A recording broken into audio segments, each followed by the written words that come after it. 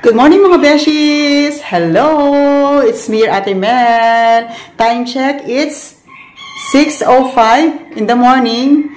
So mga guys, pupunta ako sa palengke at bibili ako ng mga ingredients kasi susubukan kong magluto ng ulam. Okay, since meron naman ako kasing may tindahan kami dito at may mga gumagawa dito sa may tapat namin.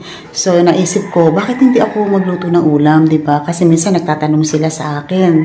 So kailangan kasi mga beshies, madiskarte tayo, mag-isip tayo ng ibang paraan. Paano tayo kikita? Mag-isip tayo ng ibang paraan para meron tayong mga small income, di ba? So, guys, samahan niyo ako, okay? Babalik ako later. Bye-bye!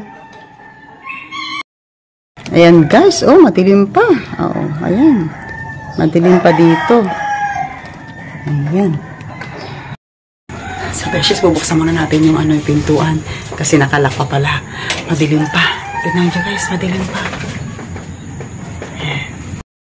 Hi mga beshies! Ito, nakabalik na ako ng bahay. Okay, nakapamili na ako ng mga panghalo ko sa lulutuin kong ulam. Bali, susubukan ko munang magluto ng 2 putahe. Yun lang muna siguro ang kaya ko sa ngayon. Okay, bali, ginisang munggo at saka giniling na baboy. So, ito na nga yung guys na pamili ko. Okay, yan. Saka haluan natin ng tawag ito, yung baboy, yung ginisang munggo. Tapos lalagyan natin ng konting tokwa. Bumili rin ako ng tokwa. Okay, tapos Jessie, baba ka. Baba, Jessie, baba. Baba, baba, baba. Jessie, baba. Baba, baba. Cut ko. So guys, magluluto muna si Ate Mel, okay? At babalikan ko kayo mamaya. Doon naman ako sa tindahan. Ayusin ko yung paglalagyan ko ng ulam. Okay, bye-bye. Hello mga beshies! Eto, nandito ako sa labas ng tindahan, sa tapat ng tindahan namin. Bali, nakaluto na ako ng 2 putahe. Papakita ko sa inyo guys. Hindi na ako nakapag-video kanina habang nagluluto ako. At wala na akong time doon. Eto guys, papakita ko sa inyo. Ayan. Ito, bali, ginisang munggo. Yan, ginisang munggo. Siya, ang halo niyan, baboy at saka tokwa. Tapos may gulay. Ayan. Tapos ito, giniling na baboy. Ayan. Bali, dito sa gulay, bali, 40 pesos. Tapos dito naman sa giniling na baboy ay 50 pesos. Yan kasi yung, ngayon bentahan ngayon sa mga ulam. Sa gulay, kahit anong gulay, basta 40 pesos. Tapos ito naman sa anything baboy, manok, 50 pesos na ang bentahan. Ayan, guys. Wala pala akong salamin. Ayan, tindahan.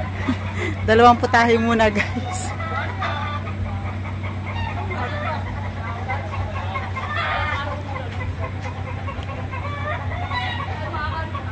Pasok na ako, mainit. Ayan, thank you.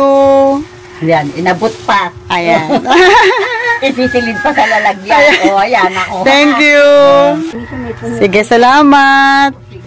Sabi mo sa akin kung anong feedback, kung masarap ba o hindi masarap. Sige, salamat. Hi mga beshies, andito na ako sa loob ng tindahan namin. Bali, meron na pala akong customer sa ulam. May bumili na ng ulam kanina. Okay, so, mag-aantay pa tayo ng ibang customers na pumunta at bumili ng ulam namin. Kasi hindi pa naman nila alam na meron na pala akong bagong paninda dito sa tindahan. So, eventually, malalaman na rin nila yan. Pagka sinipag si Ate Mel ay baka magdagdag pa ako ng 1 pa o 2. Siguro piniritong isda or piniritong manok, ganyan. Okay. So iba-iba naman ang magiging putahe natin sa hindi naman siguro kung kaya kong magluto araw-araw, why not? Pero ang plano ko is kahit 3 times a week. Okay guys? So yun.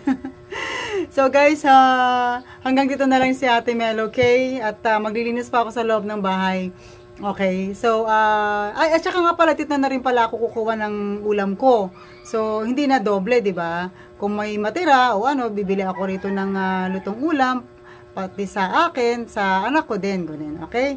So, guys, hanggang dito na lang si Ate Mel, okay? Bye-bye! See you in my next vlog. Bye-bye! Thank you for watching, guys!